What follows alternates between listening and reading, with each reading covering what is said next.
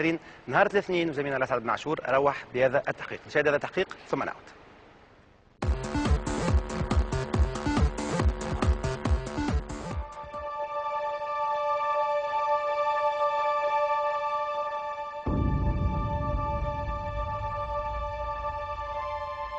السبت اللي فات أعلنت وزارة التشغيل على نتائج مناظرة شركة فوسفات قفصة الخاصة بجهة أم العرايس، وفي الحصيلة 605 منتدب جديد.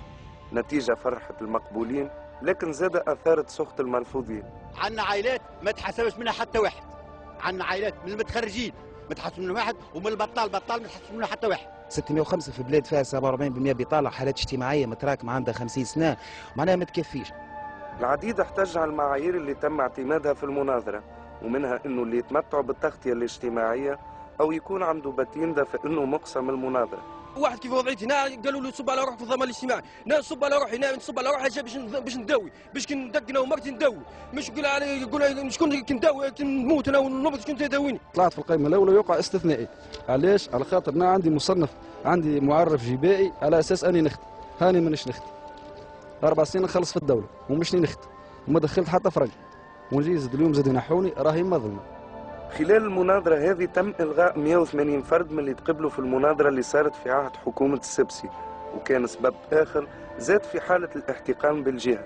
605 الأول تحت، واللي طلعوا جدد راه موت 43 سنة و47 سنة، رانا كنا نجموا نقبلوا بيه وكان هبطوا من الأول، لكن راهي العباد هذه كل مش تقبل من هنا لاخر الدنيا إلا إذا كان عيلة كل فرد من ده.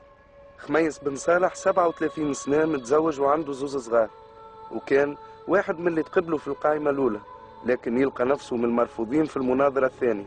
طلعت الرابعة في الليستة ب 70 نقطة، بالإضافة كي نزيدوهم نحن بالنوت نتاع بنتي نولي 75. ربما أنا لو فم العرايس يا أخي خويا طلب برجعوا لأنه صب 4 سنين من 98 هو خادم فيه، عملوا دي زوناك الشامبو خرجوني هنا ودخلوا خويا، هو خويا بطبيعته مندمج من القدماء مش مندمج في المناظرة الجديدة. ما زالش أنت خرجتني من خدمتي وحرمتني من برشا أمان وحرمتني من طاقتي الاجتماعية لأمي وحرمتني من كل شيء. من فضلك هاتك زين شرفوا على داري يا أمن وتضربونا في الدار بالهيدروجين كريم وشام. تفرج باش تضربوا فينا، تفرج في داري بيت واحد وزوز صغار باش تضربوا فينا. هذه الترمية جايبها، هذه الترمية. كل هالأسباب خلت حالة الاحتجاج تنتقل للشارع، وسرعان ما تحولت المواجهات والصدامات مع قوات الأمن.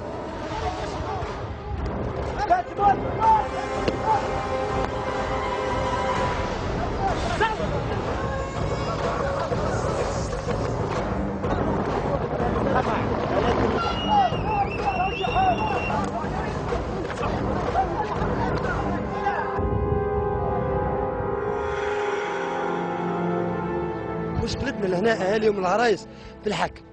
اول حاجه الساعه القمع معناها ما باش يكمل، القمع عندنا بشمع بن علي قاعد لنا مع النهر.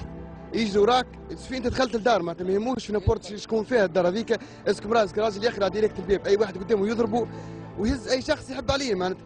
معاه الامن وحاش بيه الامن، لكن جيب لي امن باش يقمعني باش نمر عليه قراراتك بالسيف وجميلي تو يا ولدي راه 2008 ما تعدوش، ومش باش يتعدوا هنا 2011 و2012 وافيزا.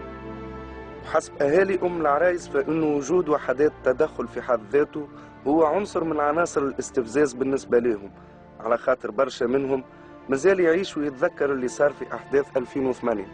إذا كان ما يدخلش الحاكم هذاك المعرايس ما يصير حتى شيء. معناتها اللي هو نحن نشوفوه بركة نتوقع منه أي حاجة، هذاك علاش نحن كي يجي نحاولوا نصدوه. راهو الأمن هو المشكل ماهوش هو الحل، أي ثم عباد احتجت سلميا جو قمعوها، وعبر التاريخ أم العرايس معروف انه الامن الدوره نتاعو اللي باش يجي يعمل باش يجي يقمع، ومعناتها اكبر دليل هو 2008. الاحداث اللي عاشتها الجهه خلفت العديد من الاصابات عند المواطنين.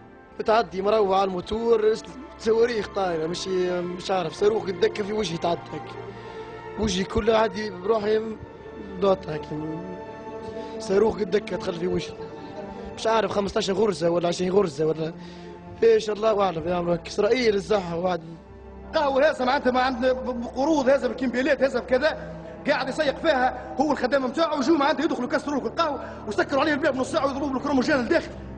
مواجهات وفات بحرق المركز الحدودي ومغادرة وحدات الأمن من أم العرايس.